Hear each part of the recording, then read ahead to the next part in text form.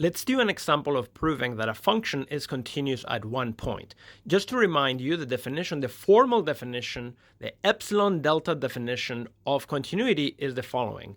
F is continuous at a point x equals a if f is defined at a, so f of a makes sense, and for all real numbers epsilon bigger than 0, there is some other real number delta bigger than 0, such that if the absolute value of x minus a is less than delta, then the absolute value of f of x minus f of a is less than epsilon.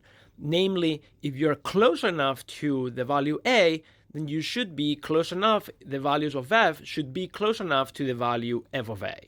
Graphically, it means that if I have a function here in green, that's f of x, and I have a value a where f is defined, then for any epsilon, if I draw an interval around f of a, there has to be some delta such that if I'm close enough to a, so this ball or this interval a minus delta, a plus delta, those are numbers that are close enough to a, so that every value in that interval is that close to f of a. Let's do an example of a proof of continuity. So here f of x is going to be 3x plus 4, and we're going to prove that f of x is continuous at a equals 2. So a equals 2, and the function is defined at 2. F of a, f of 2 is 10. And now we're going to prove that continuity at 2. So we started the proof by letting epsilon be an arbitrary real number, and now I have to find a delta that will work in the proof. So let me just do a thought bubble of what delta should be. To find what delta should be, well, what I want is of f of x minus f of a in absolute value to be less than epsilon. So let's see what can we do. So if I plug in the value of f of x, that's 3x plus 4, the value of f of 2, that's 10, and that is the absolute value of 3x minus 6. Now, it's this absolute value that I want to bound by something that depends on the absolute value of x minus 2, because the x minus 2 is what we will know it's bounded by delta. So in here, what I can do, and there is always some trick, and the tricks here are different in every case, but in this particular case, I can take a common factor of 3 so that this is 3 times the absolute value of x minus 2, and now that's what I want to be less than epsilon.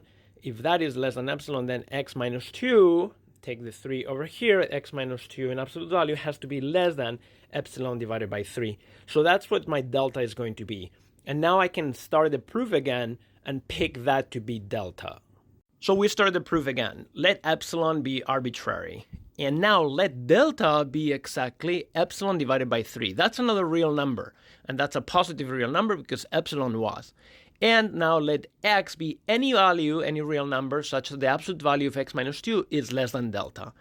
Then, how much is the absolute value of f of x minus f of a? As we saw before, this is 3 times the absolute value of x minus 2. Now, by assumption, that is less than delta. So this is less than 3 times delta. And by assumption, I pick delta to be epsilon divided by 3. And the 3's cancel out, and I get epsilon. So f of x minus f of a is exactly, or not exactly, it's less than epsilon, like I wanted. So what we get is that thus for each epsilon, there is a delta, namely epsilon divided by 3, such that if x minus 2 is less than delta, if x is close enough to 2 by that quantity, then the values of f are close enough to f of 2 in that interval. Therefore, f is continuous at x equals 2.